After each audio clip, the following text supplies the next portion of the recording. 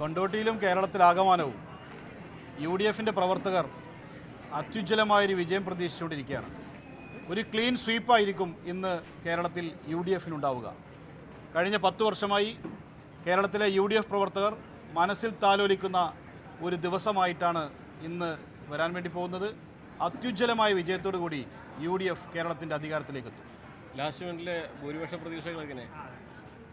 കേരളത്തിൽ ഏറ്റവും മികച്ച ഭൂരിപക്ഷം, ഒരു തമ്പിങ് മെജോറിറ്റി തന്നെ UDFിനുണ്ടാകും. പ്രതിപക്ഷ നേതാവ് VD സതീശൻ പറഞ്ഞതുപോലെ 100 സീറ്റിലേക്ക് UDF എത്തും, ഒരു സംശയം അക്കാര്യത്തിലില്ല. ഉജ്ജ്വലമായ വിജയമായിരിക്കും. മലപ്പുറം ജില്ലയിൽ 16 സീറ്റും UDF വിജയിക്കും. കൊണ്ടോട്ടിയിലെ ജനങ്ങൾ നൽകുന്ന പിന്തുണ വളരെ വലുതാണ്. ഏതായാലും കൊണ്ടോട്ടിയുടെ ചരിത്രത്തിലെ ഏറ്റവും മികച്ച ഭൂരിപക്ഷമായിരിക്കും. അത് കേരളത്തിലെ തന്നെ ഏറ്റവും മികച്ച ഭൂരിപക്ഷങ്ങളിൽ ഒന്നായിരിക്കും. മലപ്പുറം പോലീസ് സ്റ്റേഷനിലേക്ക് സ്ട്രോങ് റൂം തുറക്കുന്നതനുസരിച്ച് മീഡിയ അനുവദിച്ചിട്ടില്ല. മറ്റ് പോലീസ് സ്റ്റേഷനടക്കം ജില്ലയിൽ തുറക്കുന്നിടത്ത് മീഡിയ അനുമതി നൽകിയിട്ടുണ്ട്. നേരത്തെ തന്നെ ഇവിടെ പരാതി ഉന്നയിപ്പിച്ചിരുന്നു. ഈ തെരഞ്ഞെടുപ്പ് കഴിഞ്ഞതിന് ശേഷം ഇലക്ഷൻ കമ്മീഷൻ്റെ ഭാഗത്തു നിന്നുണ്ടായിട്ടുള്ള വലിയ വീഴ്ചകൾ നിരവധിയാണ്.